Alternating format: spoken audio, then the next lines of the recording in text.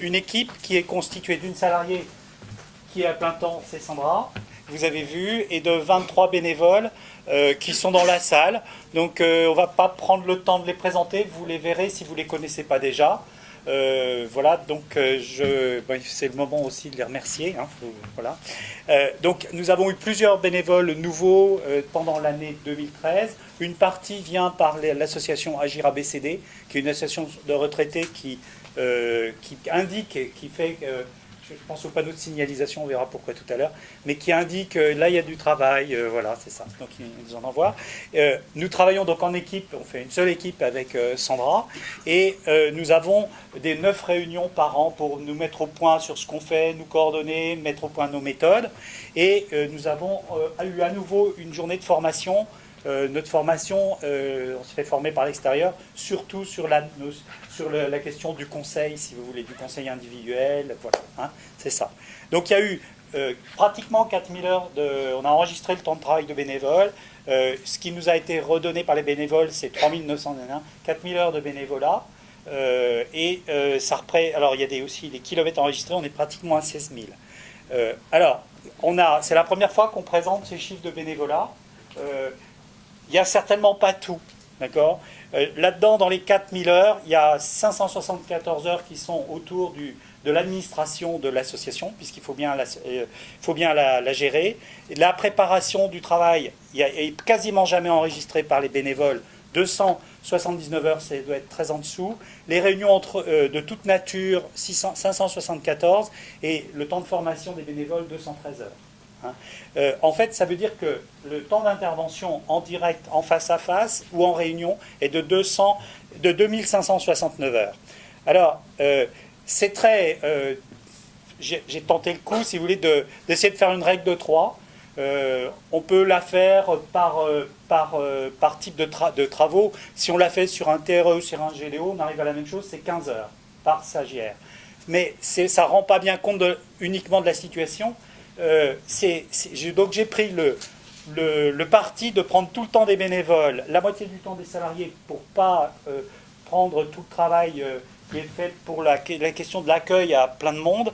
Et en fait, par demandeur d'emploi appuyé, ça fait quasiment 15 heures, et par personne qui a réussi, c'est-à-dire si on divise par les 118, on arrive carrément à 38 heures. C'est très grossier, mais ça vous donne une idée, cherchez une idée de quel était le rapport entre le temps passé et le résultat. D'accord. C'est juste une indication. Hein. Mais c'est intéressant de savoir à quoi on affecte comment ça se passe et à quoi ça sert et quel est le résultat. Je trouve, pour moi, c'est toujours intéressant. Ça ne veut pas dire qu'on... alors, dans les autres événements de l'association, il y a bien sûr le changement des locaux début des mois, ça y est, c'était en février, hein, fin février, donc un déménagement réussi en fait, hein, une implantation. Alors moi je voudrais, il y avait une vraie nécessité, il y a eu un dialogue avec la ville de Cesson tout à fait important, on n'était pas toujours d'accord d'ailleurs on va le dire, mais on a retrouvé des solutions et il y a eu un investissement tout à fait majeur. Moi, aujourd'hui, je veux remercier la ville de Cesson et chaque interlocuteur en particulier, quel qu'il soit, qui a contribué sur ce projet parce que, en fait, aujourd'hui, on est arrivé à une solution qui présente un progrès dans l'espace, même si on peut regretter, je l'ai beaucoup regretté, qu'il n'y ait pas beaucoup de fenêtres, mais c'est beaucoup mieux aujourd'hui. On est beaucoup mieux dans la confidentialité, vous avez pu le voir, hein, c'était quand même extrêmement limite. On est bien dans la visibilité, on est mieux aussi dans la visibilité. On est beaucoup mieux dans l'accessibilité handicapée, hein, donc on est à plat. Et puis on est à côté de gens finalement avec lesquels on s'entend très bien. Donc la présidente, merci d'être venue, madame, de la DMR qui est en face de nous. Ça m'ennuie que vous soyez debout. Hein. Là, je suis vraiment pas bien. Voilà.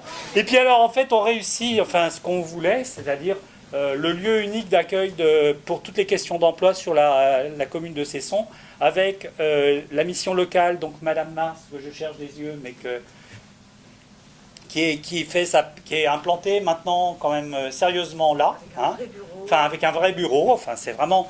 Donc les jeunes viennent là, donc on peut aller plus loin. Et puis aussi le CEDAS, voilà, qui vient une fois de temps en temps. Elle n'est pas revenue pour l'instant, mais D'accord. juste parce qu'elle Pour est les pas gens revenue, qui elle est sont pas au revenue. RSA, socle, enfin bon, c'est une catégorie particulière. Donc ça, c'est de ce côté-là, c'est vraiment une réussite. À nous maintenant d'aller encore plus loin, bon, mais voilà, ça il faut le noter.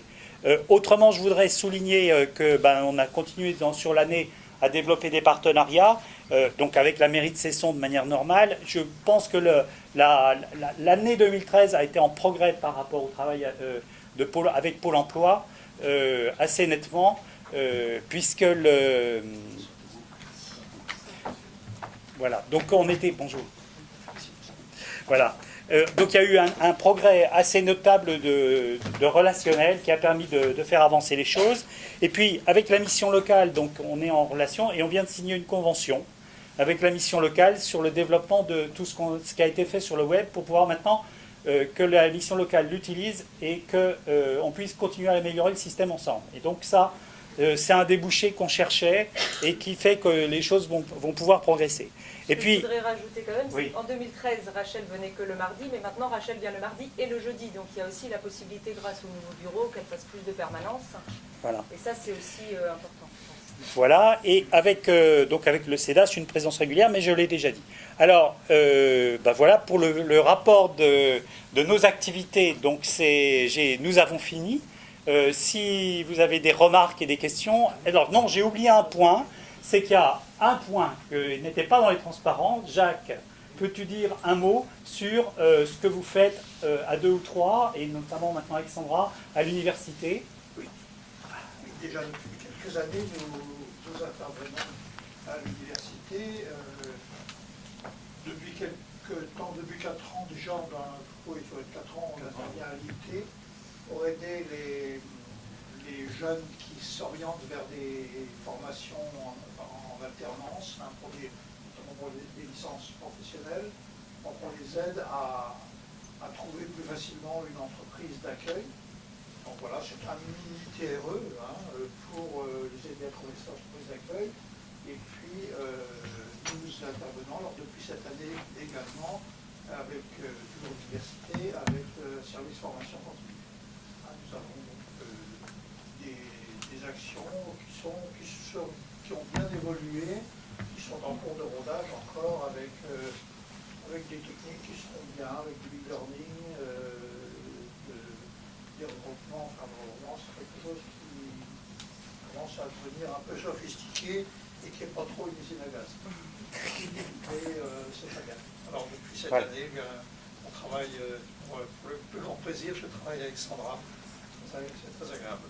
L'idée en service formation continue, c'est bien sûr que les gens qui sortent de formation aient des techniques de recherche d'emploi qui leur permettent d'aboutir, parce que c'est pas le tout de faire, surtout service formation continue, c'est souvent des reconversions. Donc c'est pour les aider à trouver plus facilement. Donc on travaille sur tout ce qui est CV, lettre de motivation, préparation des entretiens, à la manière des TRE, mais en plus dense et en plus condensé, donc plus rapide d'une journée, de jour. Voilà. Donc si on veut résumer, si vous voulez, ce rapport d'orientation, on peut le faire avec 4 ou 5 chiffres. Il y a plus de 2500 personnes qui poussent la porte d'AEC dans l'année 2013. Il y a plus de 300 personnes qui ont été suivies par au moins 2 appuis par AEC, sous toutes les formes qu'on a, formation, etc. Sur ces un petit peu plus de 300, il y en a 118 qui ont trouvé une solution professionnelle, dont on est sûr qu'ils ont trouvé une solution professionnelle. Ça, connu, on dit voilà. Sur le travail est fait par une salariée et par 4000 heures de bénévoles réparties sur 23 bénévoles. Voilà les chiffres clés de l'association, si vous voulez retenir. Enfin, il me semble que ça résume. Hein. Ça va? Est-ce qu'il y aurait encore des remarques, des ajouts, des questions? Alors, je vais demander à Yves de présenter le rapport financier, puisque une assemblée générale, c'est fait pour ça.